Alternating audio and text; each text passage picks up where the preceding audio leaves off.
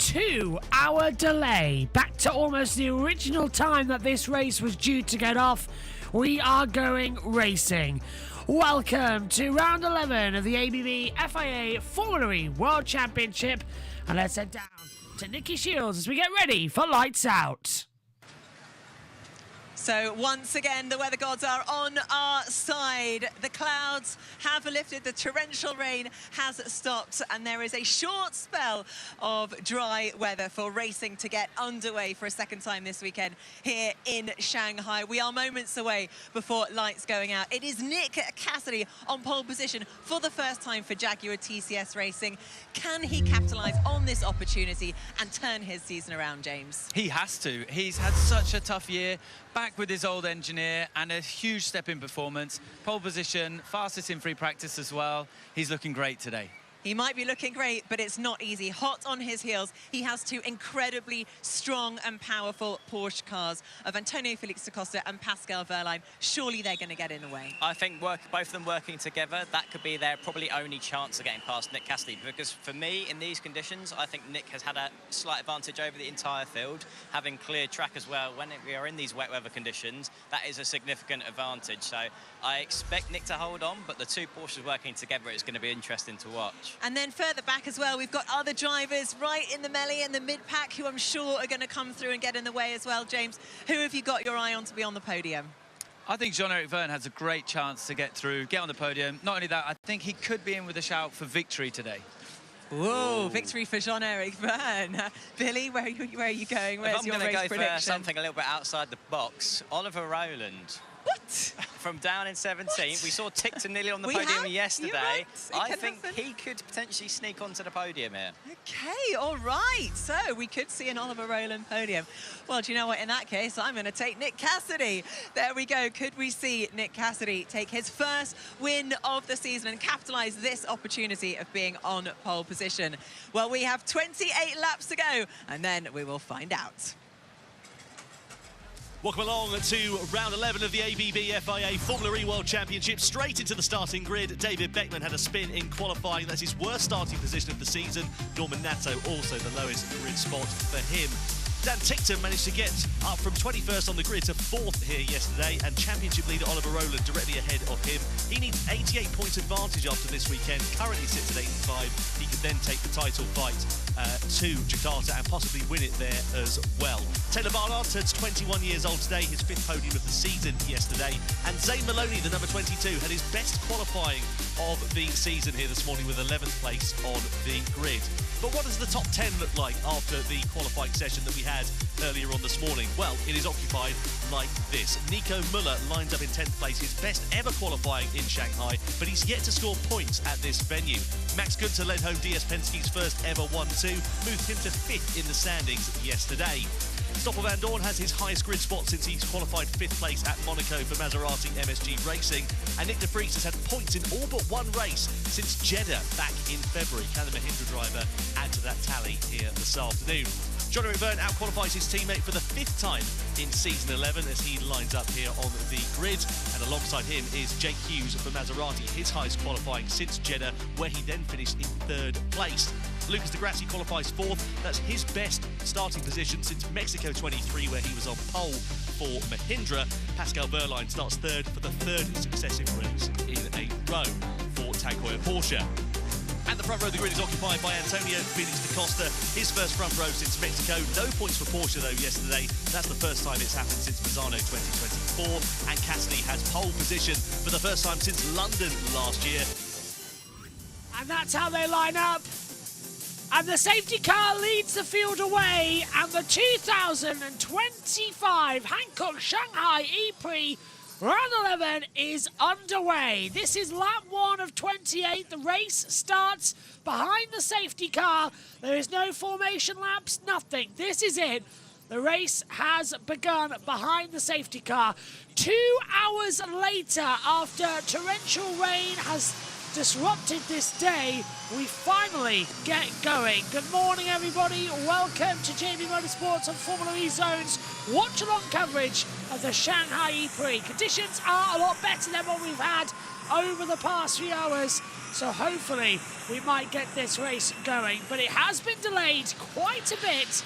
The safety car now leads the field through, and we wait for the lights to go out and the race to begin. So, safety car is out. Let's see what we can have, and say good afternoon to our commentaries on the box as well. For this race, but you can see under safety car conditions, Cassidy leads Da Costa, leads Verline, De Grassi, and Hughes is your top 5, of course, the qualifying positions reflecting where they are in this race. No overtaking allowed under safety car conditions. Just on that start, Tom, I think if we look at the most recent precedent for this was in Tokyo, and they did a standing start, didn't they? They did 3 laps, was it, under safety car, and then everyone lined up and did a standing start. Team ready for Dennis. Okay, just for reference, the leaders are on exit T6. So Dennis there, a bit of communication for him. He's down in 18th position on the grid. Not a happy qualifying session this morning. It was slightly changed in terms of the format. How it works in Formula E is essentially we have the group stages of qualifying, 2 groups of 11 drivers out in each. Then we go through into the dual stages, quarterfinals, semi-finals, and the finals. Owing to the exceptional circumstances that we had this morning out on track, the dual stages of qualifying were cancelled. The grid was determined from the 2 group stages of qualifying. The upshot is that it saw Nick Cassidy lining up on pole position with the fastest man from Group B, Antonio Felix da Costa, alongside him on the front row of the grid. Now, we don't have confirmation as to whether it will be a standing or a rolling start at the moment, but we understand the preference is towards a standing start. We'd love that here in commentary as well. Just as a funny side note, I'm looking at the sector times coming up, and the safety cars going as quick as the race cars were during qualifying. Already the first sector, so it shows when you've got you know, that Porsche Taycan with 4-wheel drive and the big fat tires on top of improved conditions, it has to be said. It's a bit of an indicator, isn't it, where things are. Yeah, it has stability control, so that's one thing the race cars don't have, so to make it more challenging for the drivers. But I'm looking forward to a standing start as well, because it will be interesting to see which team will have their settings dialed in better than the others, because off the line in the wet is really difficult to judge what grip level you have to put in the car. So the drivers will struggle a bit more, and we will see some differences there. Yeah, absolutely. Oliver Rowland, championship leader down there in 17th place. He's got a lot of work to do to make up some ground here in this one. We're expecting this to be quite a flat-out race, not particularly important in terms of energy consumption, owing to the wet weather. 28 laps of action to come here this afternoon. That's 1 lap fewer than we had on Saturday's race, and of course no pit boost to worry about for the drivers here as well. So the question is, what is Rowland going to be able to do? What are Nissan going to be able to do? I mean, they had a shocker in qualifying by all accounts. Rowland down in 17th place, teammate Nato 21st on the front. Shocking But race if results. there was ever a race where you can afford to be slightly out of position, it's on this track. The trouble in these conditions, though, further back, is visibility is a problem. You know, and I think that's really, it's not so much that it's, you know, hard to overtake and things like that, but actually you get a great driver's eye view here. Let's hear from Rowland. The intervention time at the dash, that counts for adding laps. We need to synchronize to avoid the Tokyo potential mistake. So there is going to be added laps to this system. I thought there might be, yeah. Okay, so that goes off when I go on the radio page. Alright, we've got 139, 140, 141, 142. You need to give me a second. Copy. 108, 109, 110, 11, 110, 11. Copy, perfect, so we can trust the car. So some ongoing communications there between Oliver Rowland and his race engineer. What's that all about, Andre? I think they were out of sequence or not too sure about when the race started, to make sure they are with the same timing of the race, because the car has its own calculations of how many laps the race will be, and then it will calculate the consumption as well. So it's in case of non-radio communications, you can still trust the car with lines on the display. And two of the drivers have just tried to go through and take attack mode. One of them is Cassidy, but there's no attack mode yet. That has not been activated in this race. Number of laps. Yeah, you ran out of energy. Ran out before the last lap, and I think there was one more. I remember it was twice. I can't remember where the second occasion was, though. Yeah, I'm trying to remember off the top of my head as well. It's been such a long week.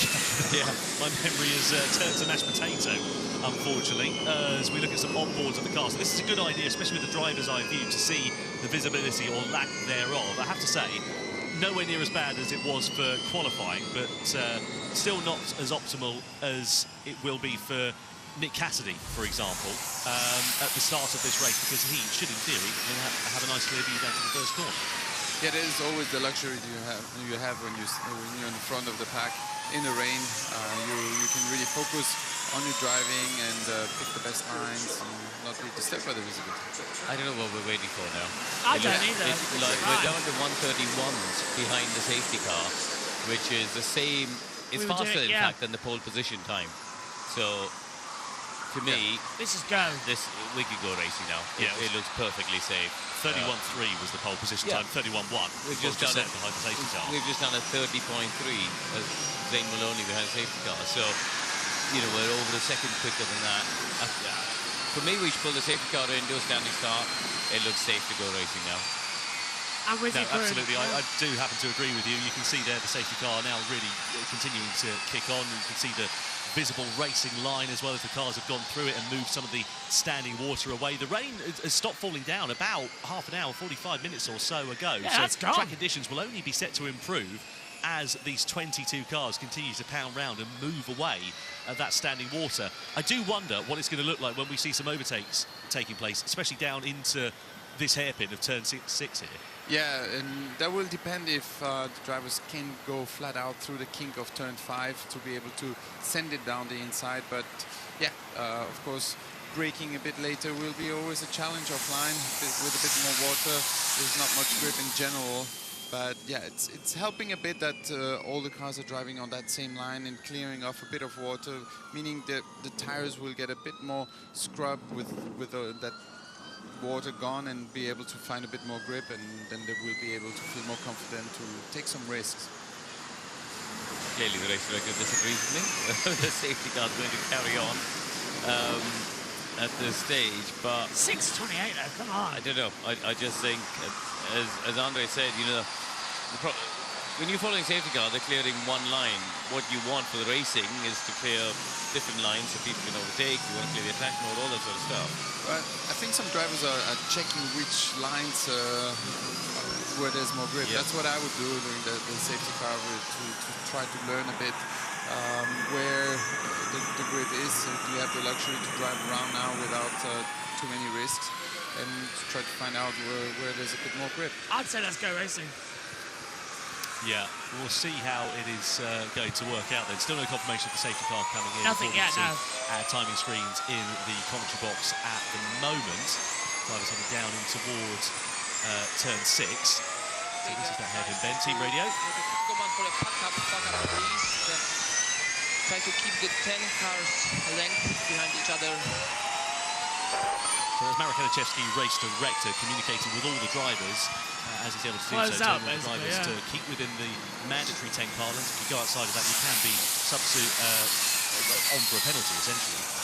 Well, that tag time is pretty quick, so I don't think it's that easy for all the drivers to do that. Well, there is sounds like he wants to do maybe a rolling start. Yeah.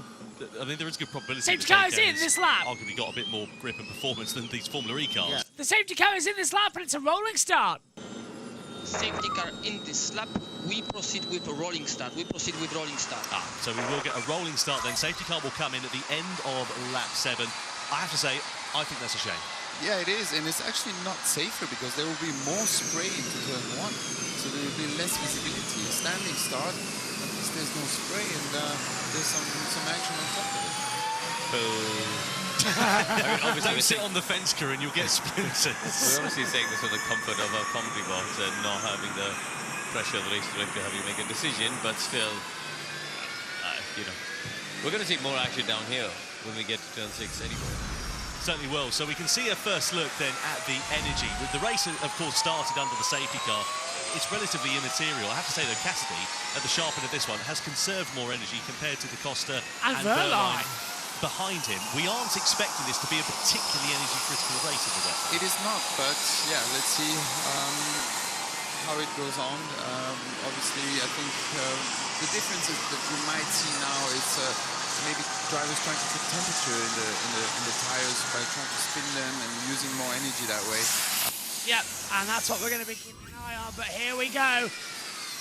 Standing start was what we wanted, but it's going to be a rolling start. The safety car is into the pit lane, and here we go, out of the last corner, and the Shanghai EPrix at racing speeds is on. Cassidy leads from DaCosta, Verline, DeGrassi, Hughes, Jean-Eric Verne, De Vries, Van Dorn, Gunther and Muller as we go racing here in Shanghai into turn 1, and there was a lot more separation than 10 car lengths, I can tell you that, into the first corner. Cassidy leads, and I will not be surprised if he takes attack mode straight away. Yep, and it looks like every driver is going to take attack mode. They are lighting up the timing screen, all bar Lucas DeGrassi so far. But everyone taking it. 2 minutes for Cassidy DaCosta, 4 minutes for Verline, Hughes, Verne, De Vries, Van Dorn, 6 minutes for Gunther, 4 minutes for Evans and Rowland. So that's how that's worked out so far then on the energy board as they come down in towards turn number 6 and then through the kick at 7. So we are racing. DeGrassi probably on a different strategy with the attack mode. Almost certainly he'll be keeping an eye upon what the difference is going to be in the whole situation. But this, the first racing lap, we were doing 1 minute 30.324 behind the safety car. Really interested to see now what we're going to do in racing speeds. 126.788, so we are faster than earlier on. So this effectively now becomes a wet race.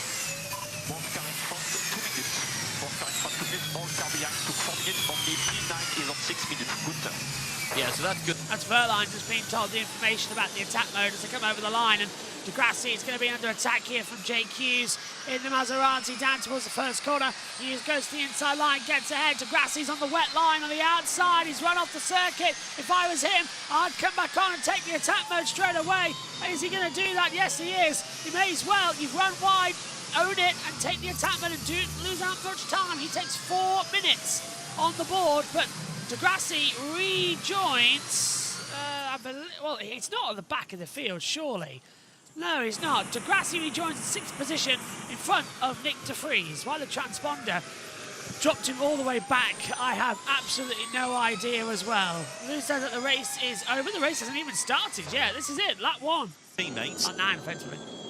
So swap turn 6, and go for Cassidy. So team tactics then ongoing here for Tag Heuer Porsche. DaCosta relinquishes second place to teammate Pascal Verline. Cassidy now out of attack mode, but Verline struggling for grip and trying to keep it on the straight and narrow through. Yeah, Cassidy's now almost was at the back, qualified on pole, and now he's just taken the distance, and he's used his first 2 minutes of attack mode. He's now got 6 left across the board, as he'll take that. I don't know whether he'll take that now or later.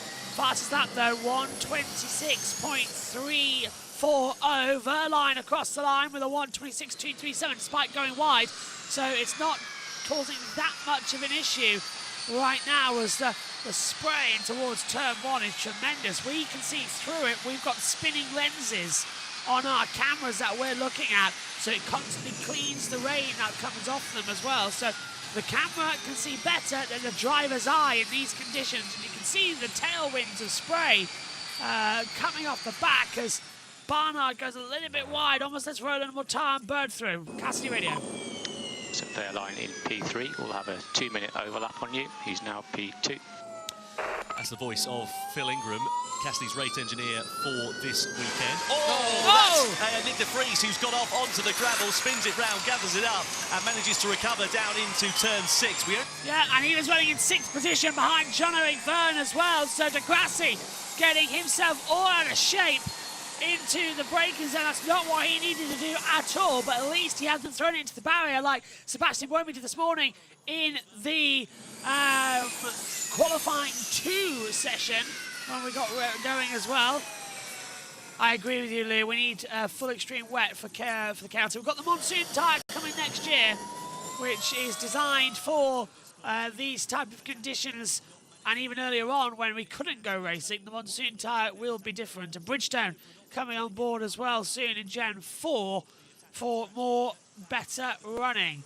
Cassidy, 73.5% of energy remaining. Verline, 68.9. He's used so much. And oh, he almost went to the back of Cassidy coming through turn 2 there as well. That was a bit cheeky. Cassidy now not saving energy so far. But well, he's Cassidy's saving energy now. Verline isn't. Verline's just on it straight away. And that might bite him later on because he's going to have to oversave. Don't forget, we will still have virtual safety car moments. This is De Vries. Oh, it's exactly the same as Sebastian Buemi and David Beckman this morning in qualifying, hitting the bump and aquaplaning at the entry into turn 6 and losing the car, only this time into a 180, even at 90-degree spin, and got going again. Dennis. Whoops. Dennis on the inside line going off the track as well, and that was him trying to get ahead of one of the Cooper Kairos, I presume it's Dan Tinton. Full points will be awarded. The leaders completed 75% of the laps. That is 21 laps of the original race distance to 28. So if we get past lap 21, full points can be allocated for this EPrix. Side by side, that is Degrassi battling with Maximilian Gunther. And Gunther holding back in 7th. Yesterday's race winner is closing through again, but he's got a lovely switch. He's got 25 seconds left of this attack mode. He pulls to the inside line down towards turn 1, and through he goes. Degrassi getting traction, losing a little bit into turn 1. Couldn't do much about it, unfortunately, so has to drop back. Frines and Roland swapping 13 and 14 positions so far, as Dennis in 16th, hugging the line. Muller in 8th now, so that's where these... Muller in 8th position for the second Andretti, that's his teammate coming through. Josh, the Jorge Martin situation is going to trigger silly season this year, where we thought the riders' market is going to be more calmer than last year. Yeah, we'll get into Martin next weekend as well. And I agree, Martin's, it's just changed the complexion of the rider season with him now leaving Aprilia. Back to Formula E. Muller gets ahead of Degrassi on the inside line at turn 7. Now the party really begins. Let's hear from Muller. We cannot go higher than a red 10 on consumption, no more than a red 10. What does red 10 mean? Probably like a bar graph maybe on the steering wheel, like don't make like 10 boxes of red consumption per lap. So don't overconsume, essentially, is what you're saying there. Instead of giving him a number of consumption, maybe there's a graph with 10 red boxes. Yeah. So there is Nico Miller making use of his attack mode to get ahead of Maxi Günther. So the first driver, Tom, with 2 attack modes remaining is Robin Frines. So he's in 13th at the moment, and we'll see. You know, to be honest, having attack mode at a time when the other people don't is the most advantageous to gain. And we saw so many of these drivers taking it within a lap. Frines, if he went for a, I don't know, something, you know, a 4 and a 4, he could gain over 3 laps. He could gain, you know, 3 or 4 places up there straight away. But I think the drivers in the front wanted to also keep the lead and have better visibility and not be down in the struggling areas. Verline's wide in the background there at turn 8. He just about keeps it on the straight and narrow, but if there was ever a warning sign for the German driver, that was it. He just about got away with it, but he's lost hand over fist of time compared to the race leader, Cassidy. Cassidy's got a very good rhythm going on at the moment in these conditions. He was fastest in free practice in the wet, fastest in qualifying in the wet, and at the moment he's driving away the lead of the race as well. Yeah, quickest by a second over the last lap. There's David Beckman going for his second spin of the day. Let's have a look at Jake Dennis. This is, I think, a repeat of the incident we saw on board a few moments ago, going down at turn 8. No, this is the second time, because that one he was going past another car. Right, so he's at another moment in the same corner. Yeah, and he's lost track position there as well. Same thing happened to Pascal Wehrlein here. I think there's a bit of water there, and yeah, they all get caught out. Yeah, so again, just about kept on the straight and narrow, but he lost a few seconds there, did Pascal Wehrlein to Cassidy, who looks imperious in this form. 3 seconds Wehrlein lost on that lap, and you can see there is a racing line somewhere in the lake that was the Shanghai International Circuit. Radio. I need another diff setting. Yeah, I can't. We don't have the energy, Pascal, so we need to drive with that. But Wehrlein not happy with the balance of the car. So he's saying he needs another diff setting. What can you do with the different formula? How does it make a difference? That will be influenced by how much regen and how much load you put onto the negative torque while you're braking. So he probably wants more stability or more rotation, and therefore you can influence. But it doesn't seem like the team can helping out on these settings at the moment. Well, it's the lowest on energy. That's the point. And although we don't think this is an energy critical race, you know, we got 14 laps to go. We think we could have some added laps. So if anybody is just a little bit marginal, it might be Pascal, right? Because we're at this stage. So 57% if he's low on energy, energy means that he wants less regen to have a bit more rotation, but they can't afford because less regen will cost him more energy. I'll tell you someone who's having a cracker in this one is Jake Hughes. He's up into 4th place in the Maserati. Started in 5th position. His best qualifying since Jeddah, where incidentally he ended up on the podium. He's just heard on the race engineer he's doing well to keep up the same pace. You can see relative to those around him, he's still got 4 minutes of attack mode remaining in his final deployment. Everybody from 16th and back on the grid in this race still got 2 attack mode deployments remaining here. So they're looking good if there's a safety car, because they'll catch up with the field and they'll have that extra advantage. Wehrlein's just not happy with the balance of his car, is he? It just looks all at sea. And he struggled with this in Tokyo, if you remember. He was just nowhere in the wet first race. Yeah, I mean, he's not nowhere. He's still second. Yeah. And in terms of the championship, the Roland not scoring, and remember that critical number you said, Tom, that Roland needs to go to Jakarta with an 88-point lead. He currently sits on 85. At the moment, you know, the Porsche drivers, 2nd and 3rd, they're going to eat into that. So, you know, I think... Massively, yeah.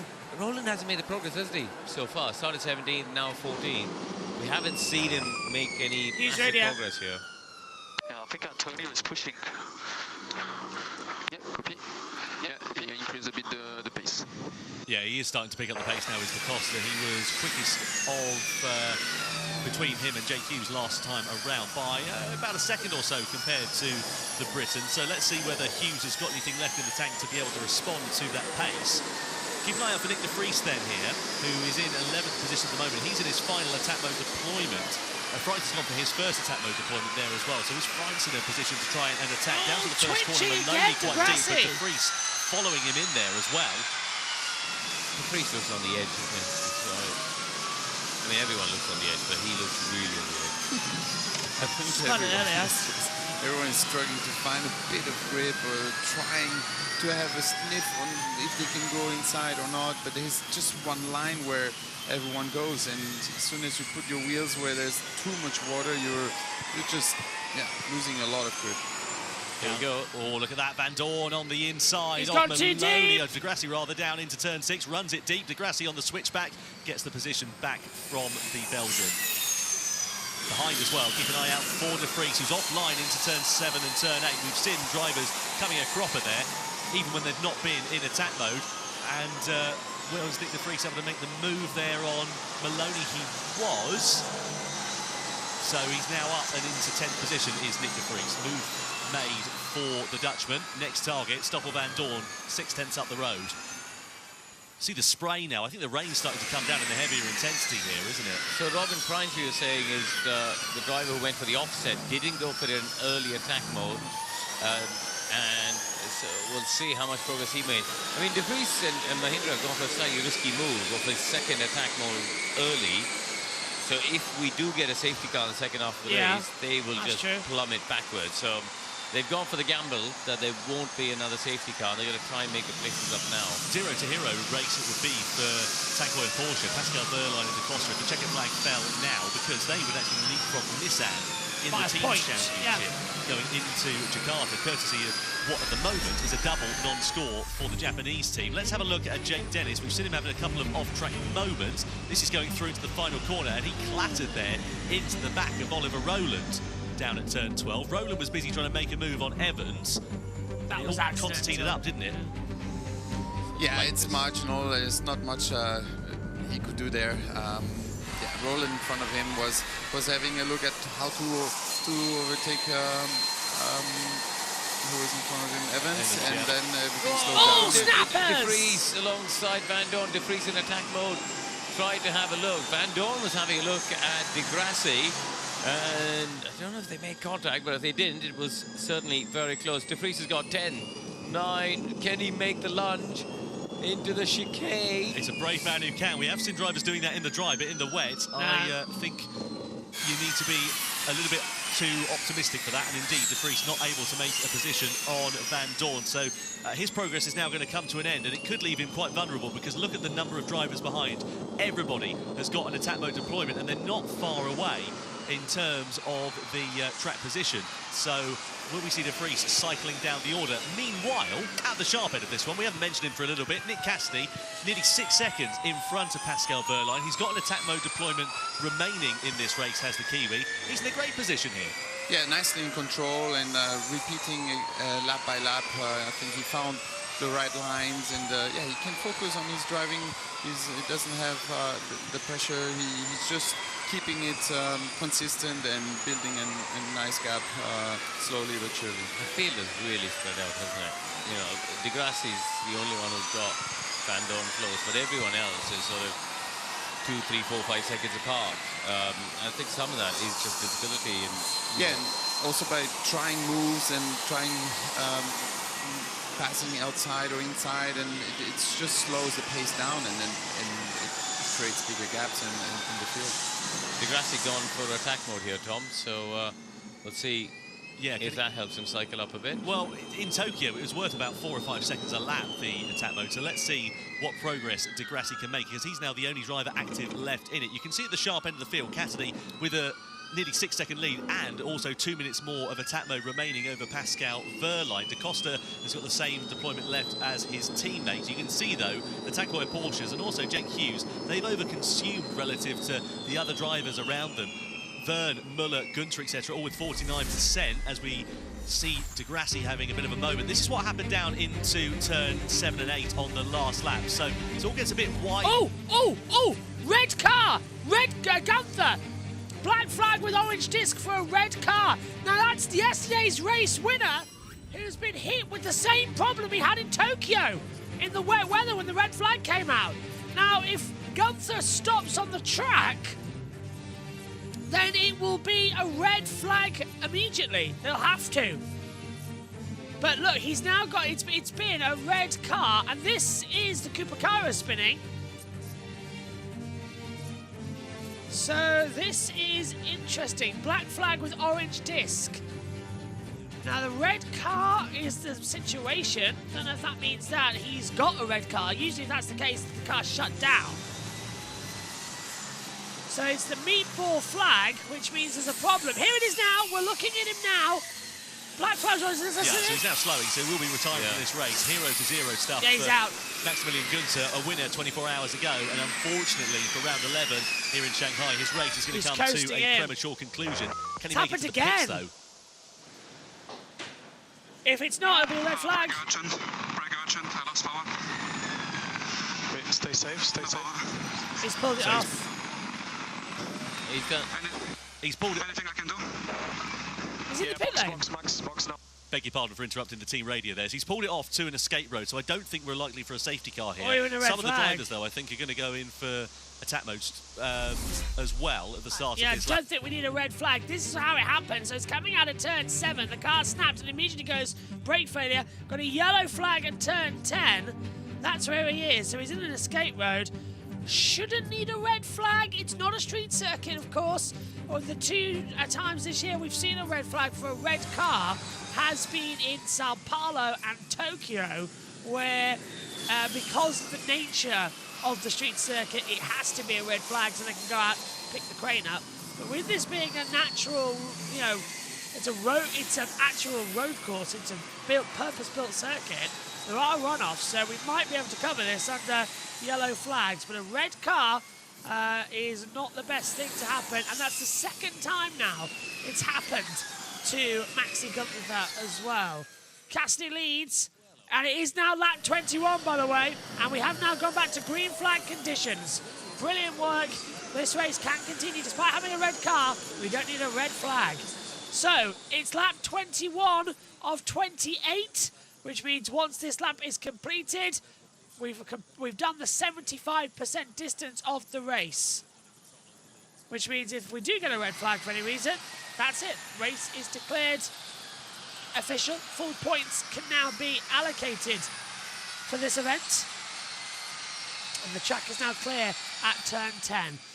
Verline then in second position, just saving energy. He's 6 seconds back now to Cassidy. And this race very much has been the situation of survival. That's what this track is now. It's not even a race anymore, it's survival. The tyres can't handle it, which is shocking. There's not that much water on the circuit now. It's no different to a normal race. There's no extra water falling either. Just the hand-cooked tyres do not deliver the best situation. Cassidy is on a Sunday drive with 7 laps to go. 75% has now been completed.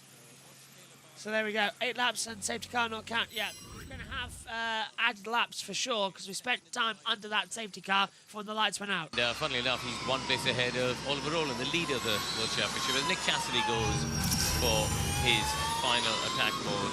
And he's had such a tough 18 months, I feel, Nick Cassidy, isn't he? Yeah, honestly, if he fell into a barrel of shoes, he'd still come out wearing socks, wouldn't he, Nick Cassidy, after the luck of run of luck that he's had over the course of... Okay, yeah. It does sort of work. You should... He hasn't a bad run of luck in season 11, absolutely no doubt about it. And, you know, he's been winless throughout the entirety of this season. If you look at his results in the Drivers' Championship, he's only 13th. The only real high point has been a couple of points finishes and 1 podium in Monaco. But get him to the right position in the race, and he's just led from the front. He's controlled this one ever since we went green. He needed the wet conditions to do it, though. And I think that's where it'll give him a lot of confidence going forward. Even yesterday, actually, to be fair, in the dry, he qualified well, you know, got tagged in the race, but he'll take some confidence away from this weekend if the next 6 or 7 laps go to plan. I think we'll get some added laps here, Tom, won't we? Because we have 5 safety car laps at the start. Yeah, exactly that. So in terms of the safety car, if you have a safety car over 3.5 minutes, you get up to 1 added lap, and then it sort of continues on down that vein. So we'll wait and see what race direction decide. It was originally a 28-lap race duration. By the way, we have now passed 75% of the original race distance, so we will get full points awarded in this one, even if red flag NATO's dropped down. Which doesn't look likely, I have to say, because the rain has eased off quite significantly. Meanwhile, we look here at Taylor Barnard. Now, he's trying to make some progress through the field. He's a bit wide, though, going through into turn 10. Just about keeps it on the straight and narrow, but that was a warning sign for the youngster. Yeah, they're all queuing up behind Jake Dennis here, so this is where now we'll see Barnard's 4-wheel drive. No, we won't. We'll see his mechanics, but this is where his 4-wheel drive should kick in, and... Yeah, he's going to kick in. No, didn't quite get the move done. I thought he'd have better traction than that. Yeah, as we see, Lucas Di Grassi going for his... Oh, sorry, Zane Maloney going for his attack mode there behind Nick De Vries. Barnard has got ahead of Evans, I can see in the background now. Yeah, he's going to be quite close here, is Taylor Barnard. He should be able to cycle up to the top 10 here, so a point possibly on offer for the now 21-year-old on his birthday as we head down into the braking zone with car number 21. That's Nick De Vries as Maloney runs it a bit deep into there. Tried to move it around the outside, but a bit of impatience from the Barbadian. Yeah, he should have waited a bit or braked it earlier and focused on the exit and used that all-wheel drive. That would have worked out better for him, I think. But easy to say and harder to do. Yeah, so Barnard then now closing up to the back of Jake Dennis. Oh, he's going for it on the inside! Into the right-hander. That's a brave move on the inside. The line was closing, but Barnard managed to force the door open and is now into 12th position ahead of the Season 9 World Champion. Next target is going to be Zane Maloney, who still sits behind Nick De Vries.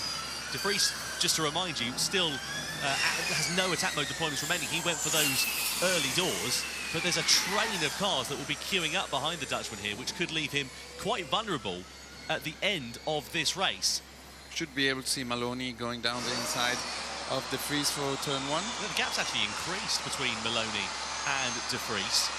And you can see there, between the two, it was certainly closer last time around. It's now increased up to about 4 or 5 Oh no, that's or off! so. Meanwhile, Linda Cassidy with his final attack mode deployment, a couple of minutes now remain. Evans went wide, but managed to take attack mode still.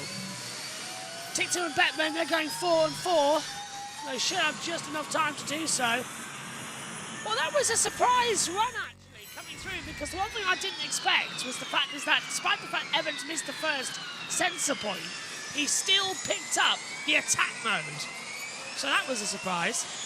Verline is now 10 seconds behind Cassidy as De Vries makes his way through on Zane Maloney. Maloney has the attack mode of 2 minutes to go. De Vries with no attack. He's just holding on to everything he's got to see if he can keep that position going strong. He'll try and hold the line. Wet weather conditions are a bit easier. Maloney, black and white flag for track limits has now been put in. Over the line we come then. Another run. And this is going to be easy for Maloney to pull to the inside line and gets ahead of De Vries into towards the first corner. We're going to have the added lap soon. I reckon we'll have 2 to 3 added. It'll pop up next to the green flag logo. Roland will lead on 171 points to Verline on 102, to Costa 88, Barnard 85, Vern 74 as things stand. So swings and roundabouts. Cassie enters his last 30 seconds of the attack mode. Added laps, we have 3. So it's a 31 lap race. As I lost TV pictures momentarily up here in the booth. Here we go. There's something on the back of De Vries' car. It looks like something was hanging off there, like a lead at the back of the car. There is Cassidy leading the race superbly by now. 27% of energy. Verline and Hughes on 21. They've over-consumed a lot. They'll have to really hold it up. But there's 11 seconds between Cassidy and Verline, and then a further to Verline and DaCosta. DaCosta's his own teammate, so I doubt there's going to be a lot going on there. As we now take a look at Pascal, 19% now of energy left. Something to region a lot. He's over-consumed again as the world champion. Everything twitching. Verline, the world champion from last year in season 10 of ABB Formula E. Good race. Despite the fact that we thought we wouldn't have one, the fact that we have and we haven't lost any points is better. Genuinely, a 2-hour delay to the race, we were all thinking that was it, game over. Didn't mean that we all got an extra hour's sleep though. That was very nicely done. Earlier qualifying, later race, nice gap in between to have some sleep. He still has attack mode to use. Go to back of the screen. You can see Hughes in the attack mode. And I think that's it. Everyone should have finished it by now.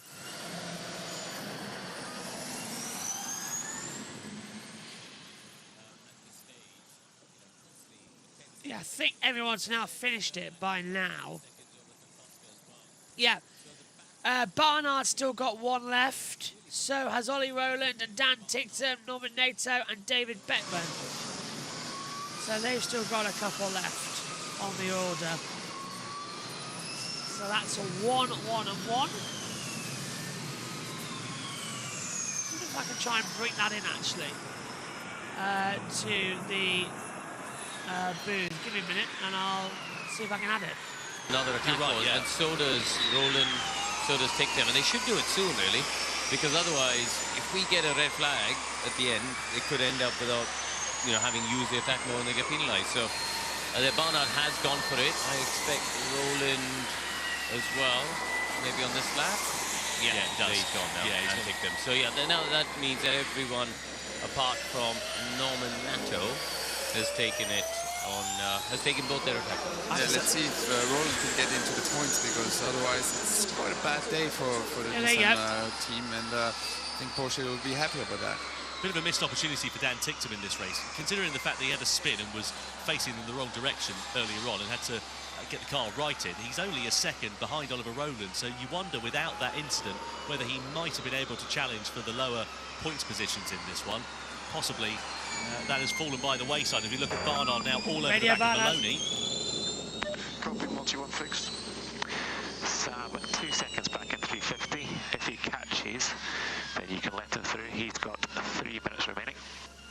So team tactics possibly under play here for Neon McLaren as we look at Barnard trying to find a way through on Maloney and the Lonely Yamaha app team. Maloney pointless so far in 2025, but look though at Barnard, side by side they go down the start finish straight. Great attraction with attack mode, 350 kilowatts and all-wheel drive down to the first corner. It's easy pickings for the 21-year-old at the first turn. He's now up and will score a point if the race finishes as it is, but his teammate is lurking there in the distance. Has a minute of attack mode remaining there as well. I think it might be a bit of a tall order for Bird at this stage. In fact, he's lost a bit of track position there to De Vries and Evans as well. So I wonder whether Bird has had a moment of his own. Is that not? Yeah, he has. I think he has. He's had a moment here, hasn't he? So yeah, here we go. Through turn 5 into turn 6, he's just got into attack mode. He spun it round. 360. Wow, 720. Come on, mate. Stay focused. Come on, mate. Stay focused. Let's go.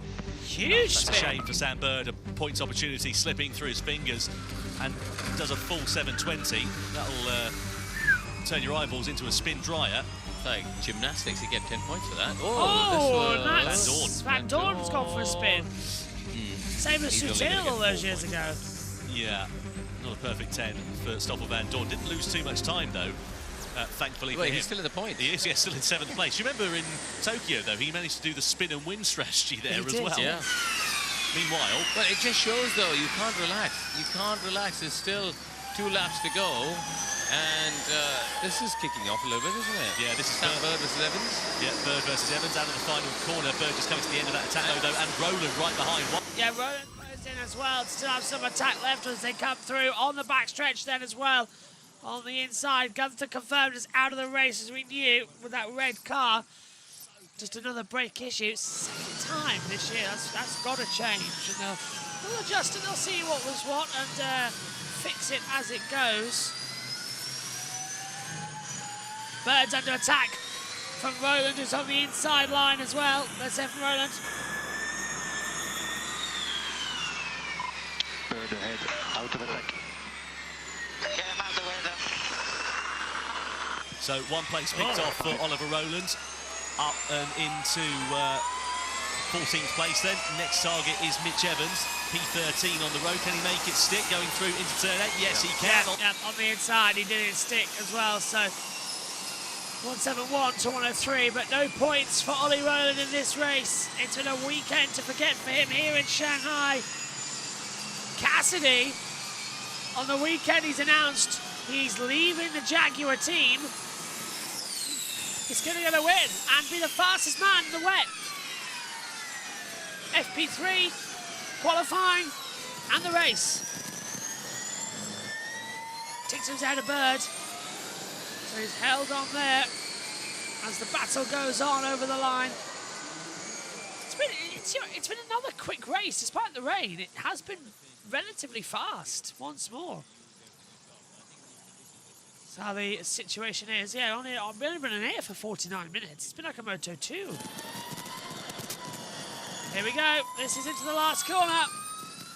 The final lap commences for Nick Cassidy, who's going to have a wonderful open win. For the half spin. So please bring it up, full focus. Berline being told, just don't throw it off the road, whatever you do on this last lap. There's a lot of standing water. That's still there, and he nearly does it coming through 1 and 2 as well. Turn 6 is the crunch point. But Cassidy's got 12% of energy left. He has taken off and saved like crazy. 38 laps left this season. Jaguar are finally going to get a bit of redemption and win in dominant fashion. So often we can say that this year. Verlaine into Costa complete a Porsche 2-3. Hughes 4th from Maserati. Vernon 5th. After a 1-2 yesterday, they get 5 and out. Cassie's not even at full throttle. Lie. Gap behind 12 seconds. Final lap. Into the last few corners of the week, he's announced that he's leaving the Jaguar team. He started yesterday towards the back today. Fastest in practice 3, fastest in qualifying, and the man to beat the race, Nick Cassidy, dominates here in Shanghai with a superb victory. Verline in second. Da Costa will come home in 3rd place, and it will be Hughes who comes in 4th. Vern in 5th. Muller, Van Dorn, Fries, Degrassi, Barnard, your points paying positions. And it's Cassidy who walks away with it. That was spectacular. Dominant performance. Well done, mate. Well done. Well done. Pat yourself on the back. I've seen worse in Formula E, but let's have a word with him. Let's try and talk to him here. Nick, it's Karun up in the commentary box. God, it's been a tough 12 months for you, hasn't it? How are you feeling? Is it relief? Is it joy? Congratulations. Hey, Karun. Man, it's relief, dude. Wow. Yeah. Wow, speechless. Been waiting for this day. It's been tough. It's been tough, as you know. So, mate, my guys, absolutely incredible. Absolutely nailed it. I had the best car on the grid today. You've been phenomenal in the wet conditions, quickest in practice, quickest in qualifying, and a win by 7 seconds. So, need to do it in the dry now. Yeah, I'm super proud of us in the dry this weekend as well, though. We were top 6 every session, apart from the races with the incident yesterday. So, you know, we're coming. We've got a good car. We've got a great group of people. Just been a tough year. Well, I hope you find a nice hot cup of tea and dry off after this and enjoy the celebrations. Amazing job from Nick Cassidy, nearly the Grand Slam, but for the fastest lap. He wins round 11 of the ABB FIA Formula E World Championship here in Shanghai.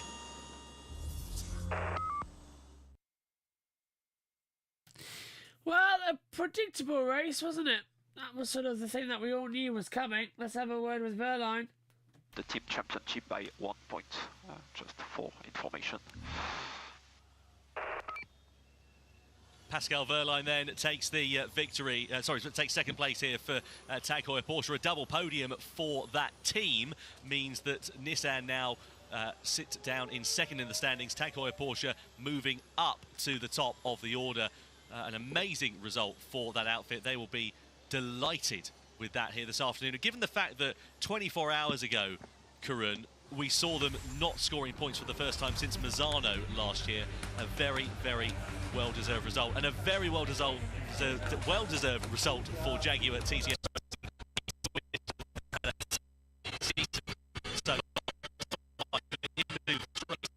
Oh, the audio glitch is back, I see. Yeah, the audio glitch seems to be returning. But an interesting race. Everyone comes down to the pit lane. I don't know what to rate that out of 10. I'd say a 4 out of 10, really. But at least the weekend has come to somewhat of a close. Nick Cassidy's first win since Berlin in Season 10. Can't really argue with a bit of perfection, to be fair. He's needed that a lot in that race. No, audio's not going to be fixed, it seems. So we'll wait. Good race. Not really. That rain really affected everything today. I can't wait to see what's going to happen when we go racing next time by. So coming up later today on the channel, we've got Formula 2, the feature race from Barcelona, the Porsche Super Cup, the Spanish Grand Prix of F1, IndyCar warm-up, and the Detroit Grand Prix. And then later on tonight, we've got all the action as well from the Nashville Superspeedway for NASCAR. Nope, audio's still not working. Thought we'd just try it one more time. I need a cup of tea, I think. Wake the voice up a bit after that one.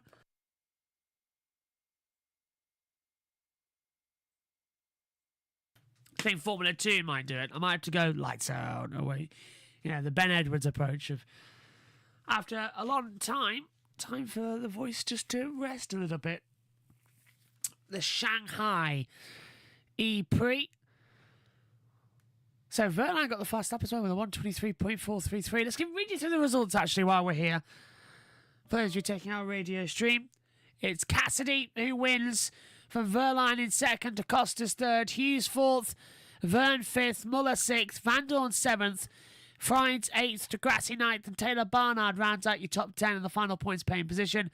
Zane Maloney in 11th, Nick de Vries in 12th, Ollie Rowland 13th, Mitch Evans 14th, Sam Bird is 15th, Dan Ticktum 16th, Jake Dennis 17th, Sebastian Buemi 18th, 19th for Eduardo Mortar, 20th for David Beckman, Norman Nato is 21st.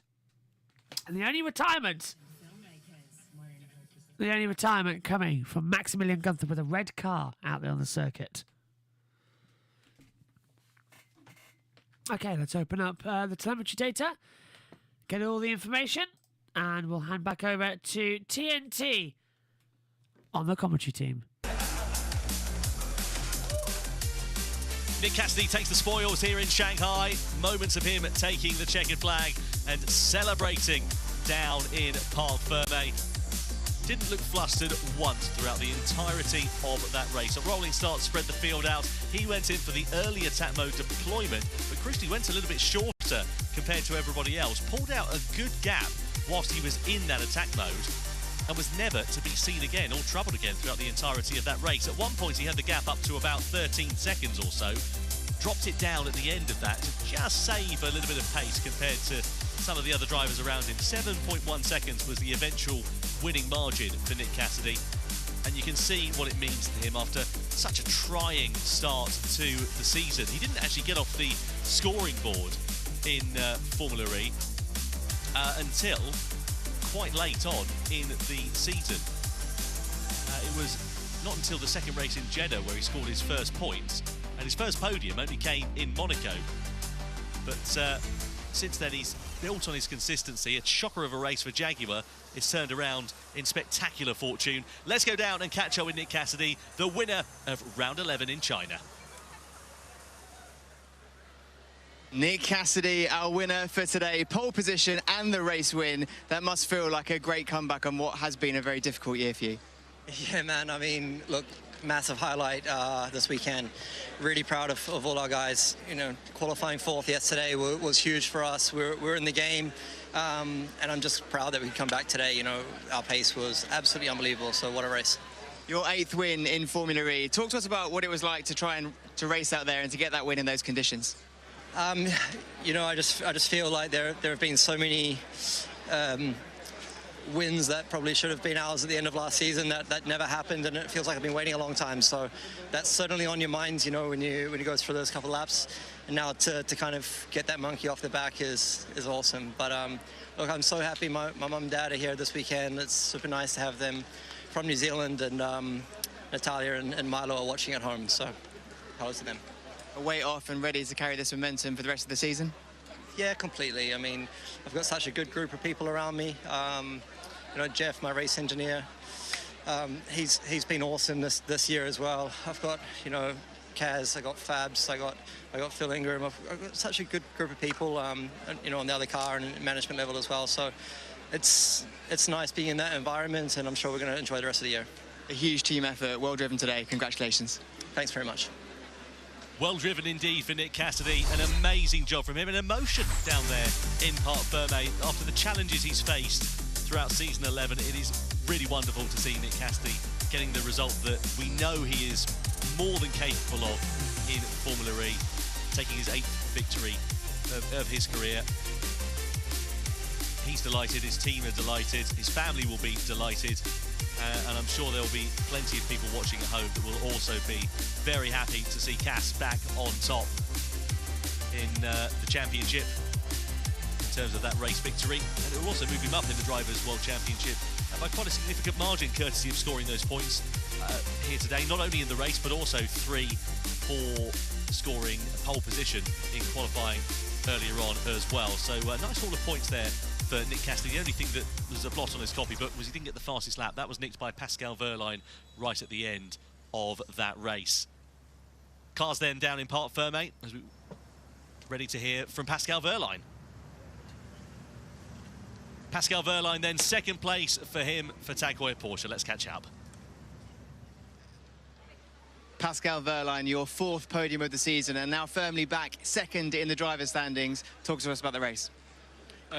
Yeah, very tricky conditions, especially in the beginning. I think it got a little bit better towards the end, but yeah, I think our pace was good. Not good enough for P1, but yeah, quite far ahead of the guys behind. So personally very happy about the result today, because today was the first time where I felt like we were very competitive in the wet, which was not the case in Tokyo and Monaco. So yeah, very happy about that, and I think we found a good way there. And yeah, and at the end, a happy end here for us. Also great for the championship as well. Like I said, you've now firmly back in 2nd position, but for the team's championship, you're really bringing the fight now to Nissan. Yeah, we are pushing hard for the teams and the Constructors' Championship, because, to be honest, that is more likely than the drivers. I think the gap there is probably just too big. Yeah, so we are fighting hard, and will be, I think, 6 more important races coming, or 5. Yourself and Antonio clearly putting the pressure on Roland and Nissan now, and maybe a slight chink in the armour for Roland today. I don't think so. It's very comfortable, the gap. Thanks, Pascal. Pascal Wehrlein, a 4th podium of season 11, means that he now reclaims 2nd in the Drivers' Championship, having lost it to Taylor Barnard yesterday as well. Also got the fastest lap bonus points as well. Let's catch up with Antonio Felix da Costa, a double podium for Tag Heuer Porsche. They now lead the team's championship. Antonio Felix da Costa, congratulations on another podium this season. Tell us about your race.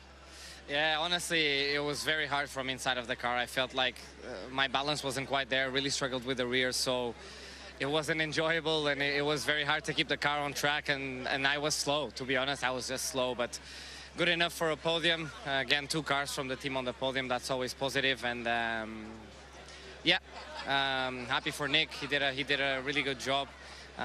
But yeah, good points. Yeah, I think the Constructors and Teams Championship is our goal now, so good day for that.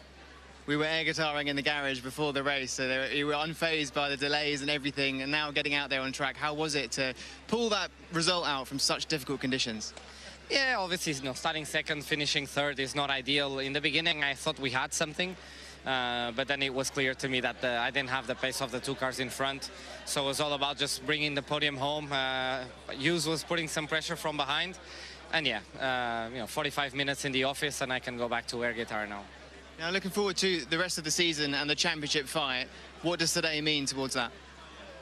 As I said, I think the focus will turn a bit into the teams and constructors. On the drivers, Oliver's got a nice comfy lead.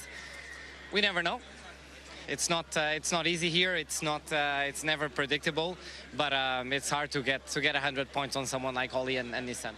It's never over till it's over. Congratulations. Thanks, guys. It is never over till it's over. The air guitar champion himself, Antonio Felix da Costa, takes 3rd place, his 27th career podium in Formula E. Very well-deserved result. A great result also for Tag Heuer Porsche, meaning that they move up to the championship lead, rather, in the team standings, which they will be delighted with as we head into Jakarta. So, 11 races down, 5 to go in 2025.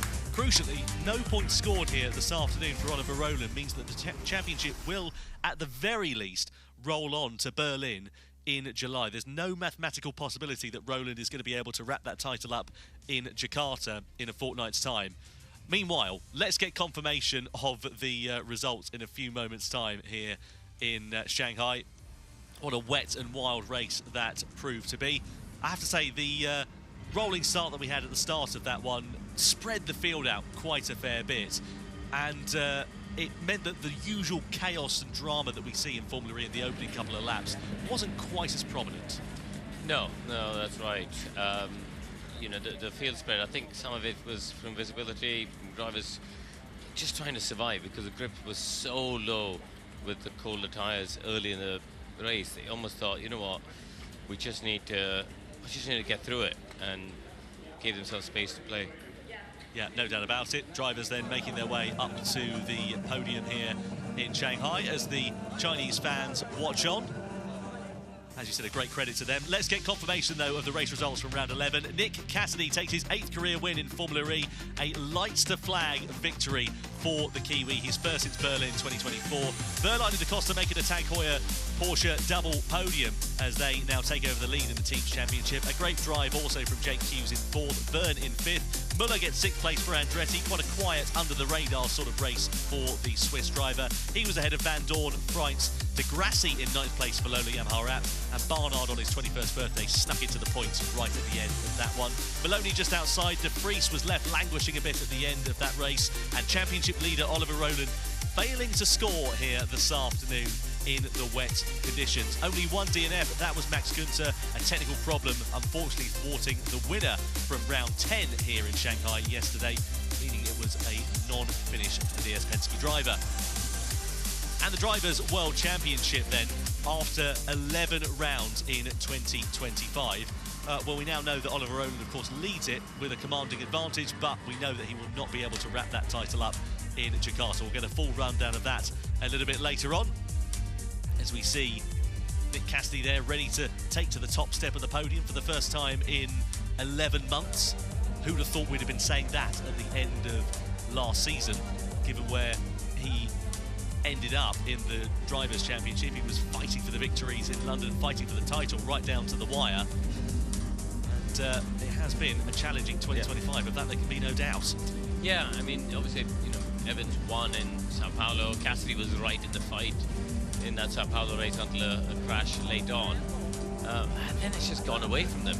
You know, as a collective, both cars, the season's just gone away from them. And this hopefully, this weekend, as Nick said there on the slowing down lap, even in the dry, they've always been in the top 6, qualified 4th yesterday in the dry, dominant today.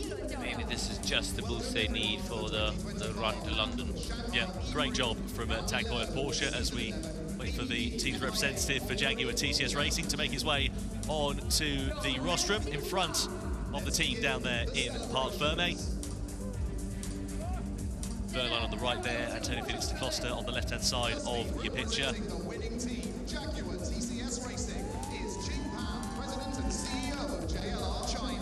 The president of JLR China moves his way onto the podium here in Shanghai. Great result for that team, and of course a huge market is China for the JLR brand as a whole, and it'll be a very welcome result for them here in Shanghai. And you can see what it means to the team there as well. There is James Barkley down in Parc Ferme. Yeah, sure. It's the contrasting emotions for James Barkley as well. Yesterday, he had his head in his hands. Today, absolutely elated. Yeah, sorry, I lost my train of thought there. But yes, that's what I was thinking. It's just the body language. I'm sure there's relief on his face as well, because it's been a tough season for him as well, right? No doubt. And his final season, of course, at Jaguar, before he's off to the McLaren. Yep, that's where he's rumoured to be going, over to the sports car world with the McLaren Hypercar project. Meanwhile, Antonio Felix Da Costa then, a 27th career podium. Great drive from him. Jake Hughes, he managed to keep at bay at the end of that race. 1.5 seconds the eventual gap between himself and the Briton. Pascal Verline was quite comfortably in front, secures 2nd place, and means that he now scores his 16th career podium, drawing him level with Robin Freitz in the overall tally, as Verline makes his way onto the rostrum. Just celebrating there with the dignitaries here in Shanghai. And that double podium, as I've said a few times now, means that Tag Heuer Porsche take the lead of the Teams Championship as well. But Nick Cassidy, well, wide-eyed, and I'm sure very much wide awake after that race. He is absolutely delighted. It has been a tough 2025 campaign for the Kiwi, but he commanded that race to take his first win in 11 months in Formula E. His 8th career victory, a lights to flag victory, pole position, led every single lap, and wins here in China. His best result of the season, his second podium of the year as well. It's lovely to see him back with a spring quite literally in his step. There is Phil Ingram, his race engineer, deputising for this weekend. Now time for the national anthem of our winning driver here in Shanghai. And now the national anthem of the winning driver from New Zealand.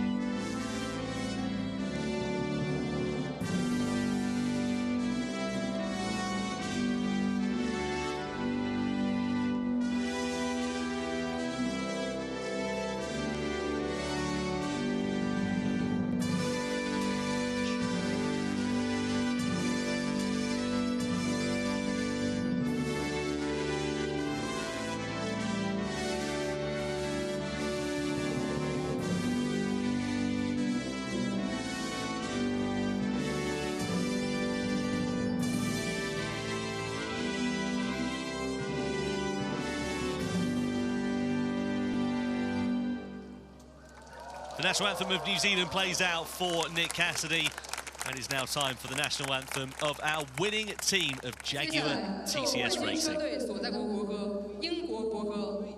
And next, the national anthem of the winning team from the United Kingdom.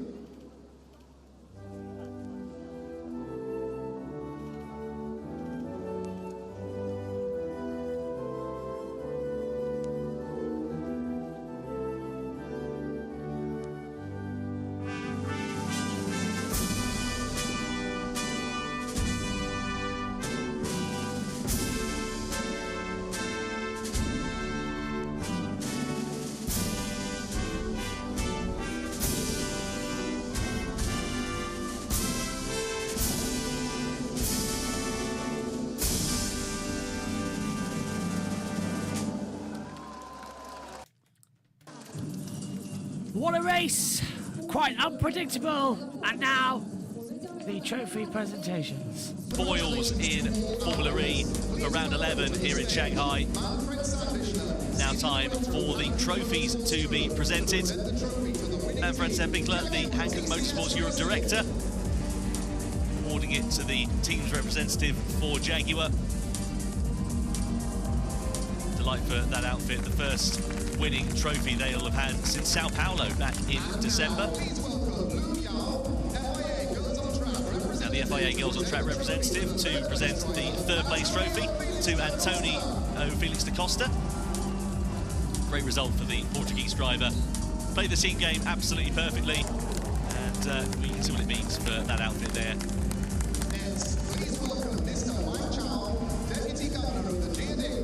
Now time for the second place trophy to be presented by Wang Chao, the Deputy Governor of the Jiading District here in Shanghai. Pascal Verline taking second position. His fourth podium of the season as well. But the man who had the widest smile of them all will be Nick Cassidy. First of all, the FIA medal to be presented to him, followed by the winner's trophy here as well, and a lovely bit of silverware for the Kiwi to take home. Very emotional he was down in Parc Fermé. No surprise at all, given the trials and tribulations that he has had to deal with throughout season 11. But finally, it's champagne time! Well, it wasn't the most predictable, but it was a good race in the end, and in a couple of weeks' time, 3 weeks, we will be in Jakarta. Championship can't be decided there, but at least that's going to be a fun weekend as well. Just the one race on the Saturday morning for everybody to attend. Well, thanks for your company this weekend. It's been an interesting one, but now we head back to Jakarta for the first time in 2 years. It's going to be fun. We'll see you there. Take care. Bye-bye.